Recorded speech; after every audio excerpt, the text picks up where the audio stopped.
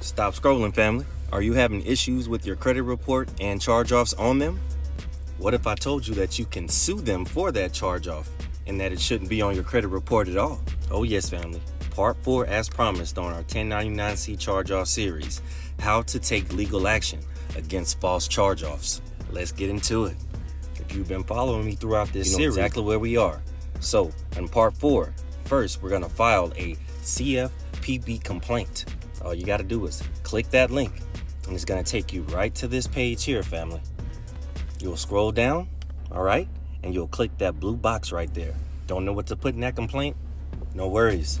I got it right here for you. And this is how you're going to go and get that template, family, for free. This is my TikTok, the link right here in the bio, which is going to bring this up. Click this highlighted section right here, my Patreon link. It's going to bring you to our beautiful site. You're going to see this at the top. You're just going to scroll down. And as promised, you're going to join for free. That'll give you access to my Patreon. Make sure that you're on this post tab here. You're going to scroll down a little bit more, okay? And you're going to see the title is going to say how to file a dispute and remove a charge off. But instead of part 3, it's going to show part 4. Make sure you click on that title. It's going to give you access to the post. You'll be able to play the full post. Scroll down some more so that you can get access to the template. Your attachments are going to look just like this. We have a PowerPoint with it, as well as the templates and call scripts so that you can follow them things and make sure that you get your situation taken care of with a step-by-step guide and method. So just click on it there, and boom, you'll have access to the complaint. Now let's continue with the presentation. Moving along. Now that you have access to the template, go to consumerfinance.gov/complaint and submit that same complaint against the creditor for inaccurate credit reporting. All right, and provide proof of your dispute, your IRS records showing no 1099-C, and a copy of your report.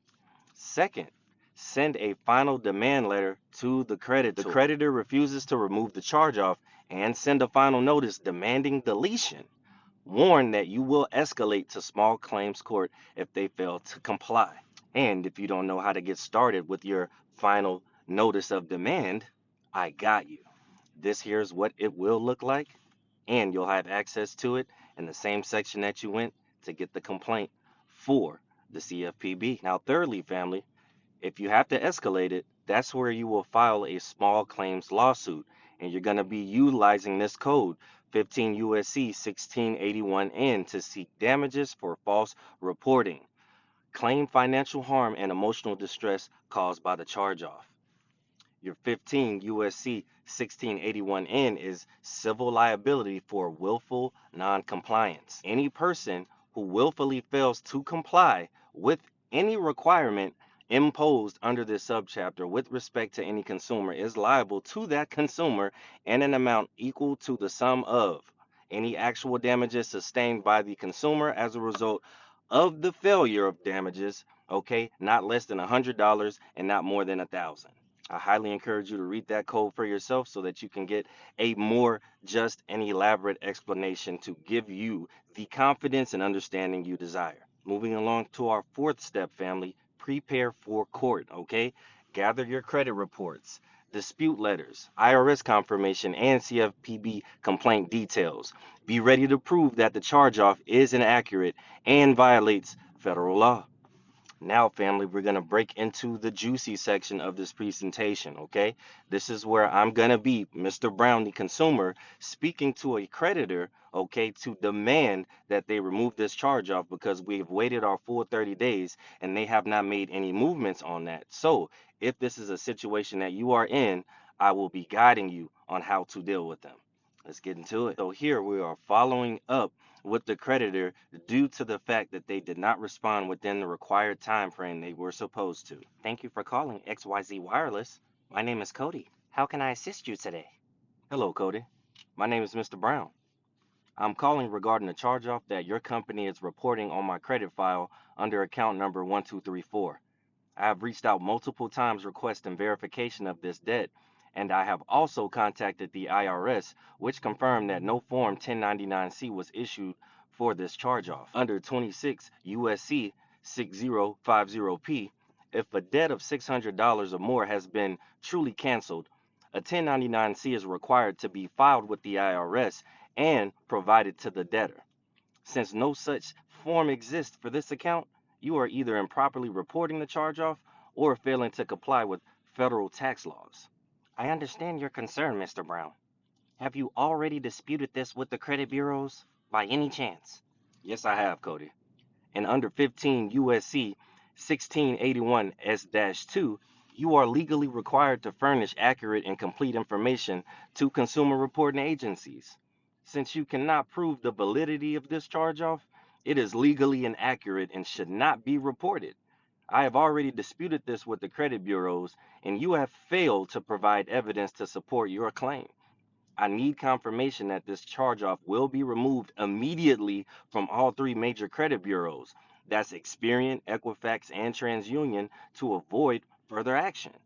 Okay, I can escalate this issue to our compliance department for further review, but we do not remove charge-offs unless there's an error. This is an error. You are violating both IRS regulations and the Fair Credit Reporting Act. Here's what will happen next if this is not resolved. I will be filing a formal complaint with the CFPB and the FTC. I will be pursuing a small claims lawsuit against XYZ Wireless for false credit reporting and financial harm.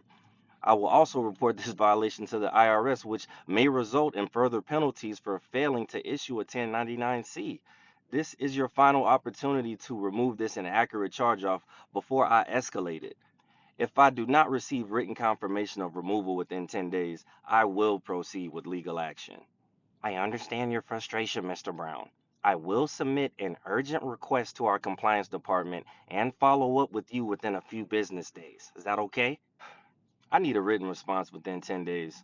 If I don't receive it, I will move forward with my lawsuit. Please document this call, and I expect a confirmation email or a letter reflecting that this matter has been escalated. Understood, understood. I will send confirmation once I receive an update. Thank you. I look forward to your response. Have a great day, Mr. Cody. All right, family. That's the end of the call. In conclusion of this presentation, take note of the dispute reference number provided by the agent. It's paramount that you do that. Follow up within 10 days. If the charge-off is not removed, file another complaint with the CFPB, the FTC, and the IRS. And I believe I've covered that in our part 2 video in detail. And prepare to file a small claims lawsuit for false reporting. And finally, family, if you guys would like for me to do a part where I will be in court playing the defendant, the judge, as well as Mr. Brown suing the creditor and winning in court, I'm going to need you to put in the comments, sue creditors and win. That's what I'm going to need for you guys to do. Now make sure that you like this video if you've made it this far. Drop a comment down there as well, family, for questions that you may have with this particular situation. Now, all in all, I hope this helps and I love you guys. Peace.